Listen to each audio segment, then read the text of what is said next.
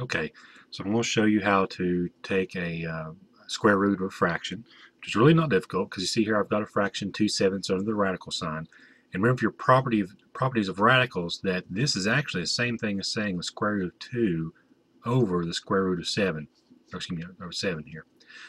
So we can divide it up that way. So if that might help you, then that's great because one of these might be a perfect square and you'd be able to take it out. So if this was, instead of a 7, if it might be a 4, well, we know the square root of 4 is a 2. So then it would have been square root of 2 over a 2. Okay? But here it's a 7. So another little rule I wanted to remind you of is that we have to do what's called rationalizing the denominator. We can never leave a radical in the denominator.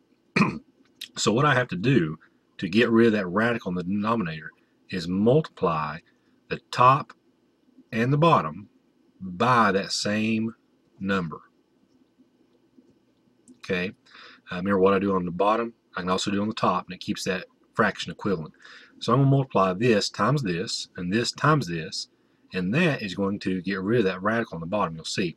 Because, remember, the other part of the properties of radicals is that the square root of a number times the square root of a number can be written as the square root of the numbers times each other. Okay, so that's what I'm going to do on the bottom, and that's what I'm going to do on the top. 2 times 7 and the square root of that. Okay, so essentially 7 times 7, well, that's 49. The square root of a 49 is a 7, right? Or we can say for every 2 I take 1 out. Some teachers say that. Okay, so it's just plain old 7 on the bottom, and then 2 times 7 on top, square root of 14, and that's it. This is as far down as we can simplify this. Okay, so really and truly, just a little trick to remember, anytime I have a radical on the bottom, when I do multiply by the same number, I'm going to have 2 of these repeated here. So it's really like just taking the radical sign off of the number and just using the number itself. So this right here is the completed form of the square root of 2/7. It's now root 14 over 7, and that's the final answer there. And I've just listed here for you some properties of radicals. Here's the one we've already talked about with the fraction and or really division. You can see I can also break that up into the parts of the numerator and the denominator under the radical. It's the exact same thing. These can go vice versa. So if you see one like this, you can always write it like this as well. And then here, this is a multiplication.